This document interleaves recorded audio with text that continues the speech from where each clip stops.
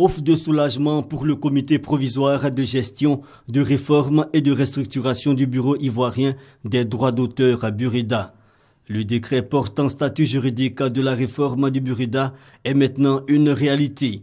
Adopté au mois d'avril en Conseil des ministres, le décret vise à garantir une gestion efficiente, transparente et responsable du Burida. Aussi va-t-il lutter contre le piratage des œuvres de l'esprit. La joie du ministre Maurice Abondaman qui a exhorté les membres du Burida à la cohésion. Nous pouvons aller plus loin si nous sommes organisés, si nous sommes disciplinés et si nous maintenons la discipline et la cohésion. Cette remise du décret au comité de gestion marque le démarrage de la constitution des organes et des structures du Burida. On attendait que les autorités signent ce décret-là, qu'on nous le remette, comme ça a été aujourd'hui le cas. Et puis, on va préparer l'AG tranquillement. Une AG, ça se prépare. Et puis, d'ici septembre, on se donne rendez-vous pour mettre les nouveaux organes en place. Créé en 1981, le Burida va désormais consolider ses acquis et renforcer son statut à partir de ce décret.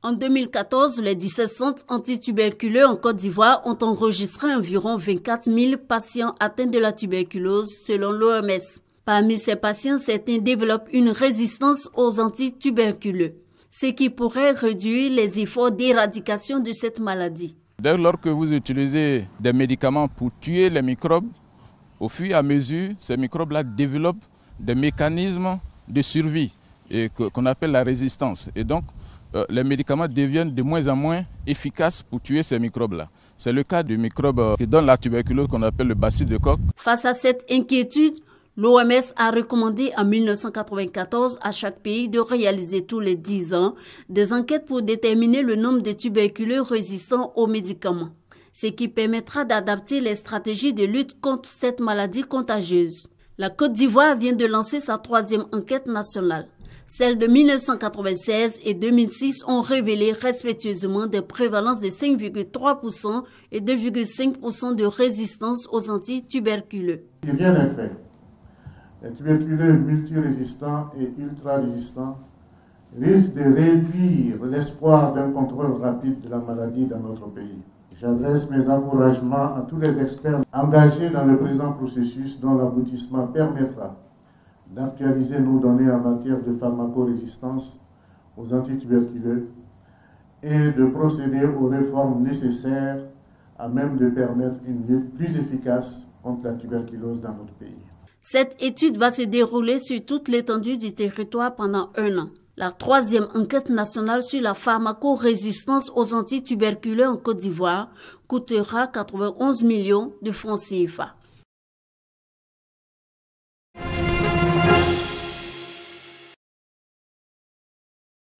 Le cancer du sein est un véritable problème de santé publique. Les femmes âgées de plus de 45 ans sont les plus touchées. En Côte d'Ivoire, 3 000 nouveaux cas sont détectés chaque année selon le programme national de lutte contre le cancer.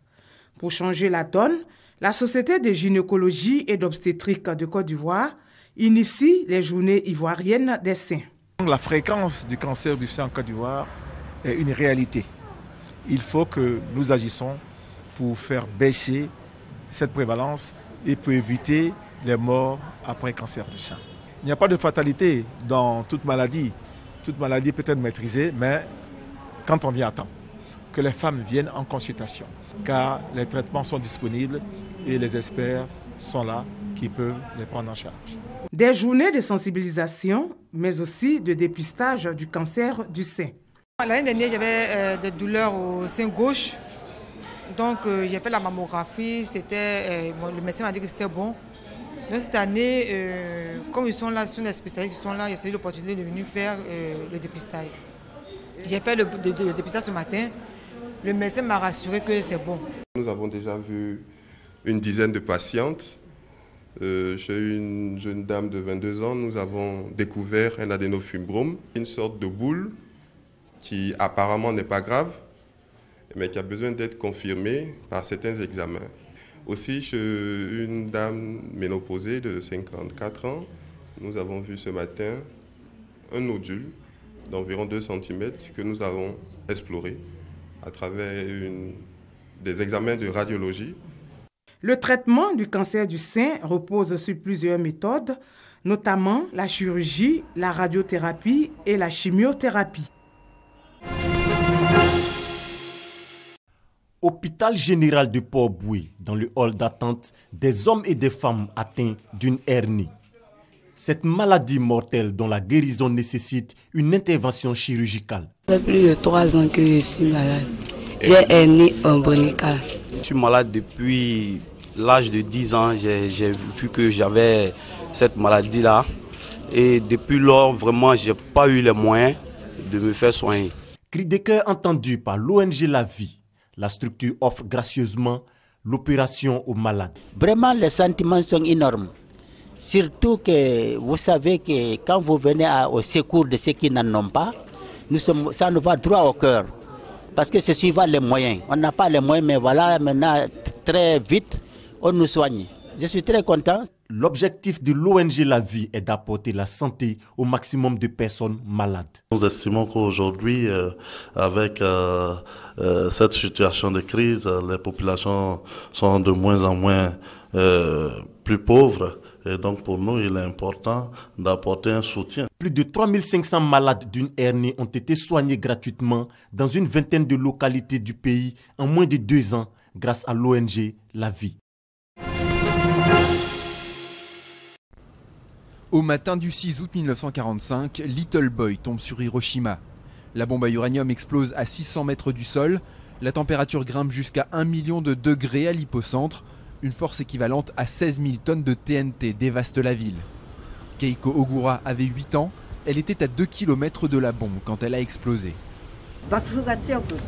Le souffle de l'explosion était si important que je me suis retrouvée propulsée au milieu de la route, où j'ai perdu connaissance. 140 000 personnes meurent dans l'explosion ou ultérieurement sous les effets des irradiations. Le dôme d'Hiroshima était à 500 mètres de l'hypocentre. Il a résisté au choc comme un témoignage de la catastrophe. La bombe atomique ne devrait plus jamais être utilisée. Elle ne devrait même plus exister. C'est ce message que je dois transmettre encore cette année au monde entier. En rouvrant rapidement ses lignes, le tramway d'Hiroshima s'est vite imposé comme le symbole de la reconstruction. 70 ans plus tard, 2 wagons irradiés circulent encore dans la ville. Hiroshima est une ville victime de la bombe atomique et nous devons vivre avec cette histoire. Ce sont aussi bien les survivants, les bâtiments, que ce simple tramway qui en transmettent la mémoire. Les bombes atomiques larguées à Hiroshima le 6 et à Nagasaki le 9 août 1945 ont mis un terme à la Seconde Guerre mondiale, au prix de plus de 210 000 morts.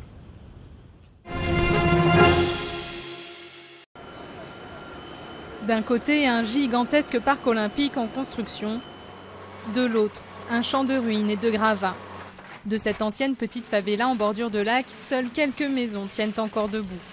À 1 an du coup d'envoi des JO, la mairie a exproprié et relogé la quasi-totalité des familles, mais certaines font encore de la résistance. Maria da Peña est une de ces irréductibles qui veut faire valoir son droit à rester sur le terrain qu'elle considère le sien.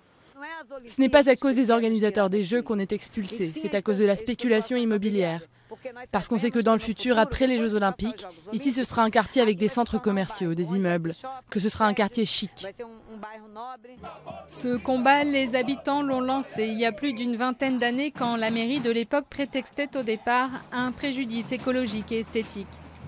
Avant la Coupe du Monde, des habitants et des urbanistes s'étaient réunis pour proposer un plan alternatif et sauver la Villa Autodromo.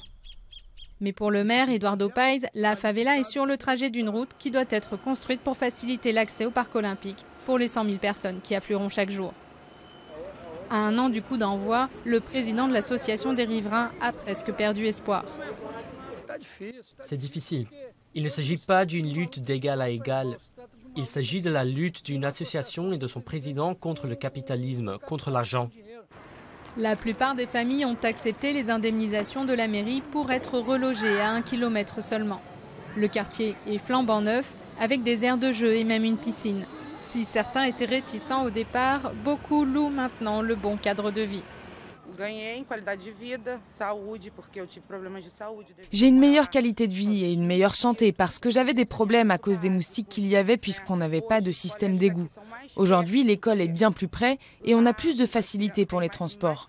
Je préfère de loin vivre ici que là-bas. Pour la mairie, seuls les 3000 habitants de cette favela sont directement concernés par les travaux des JO. Mais pour les associations, il serait 67 000 à Rio affectés de près ou de loin par les travaux que le Brésil a lancés pour organiser la Coupe du Monde et les Jeux Olympiques.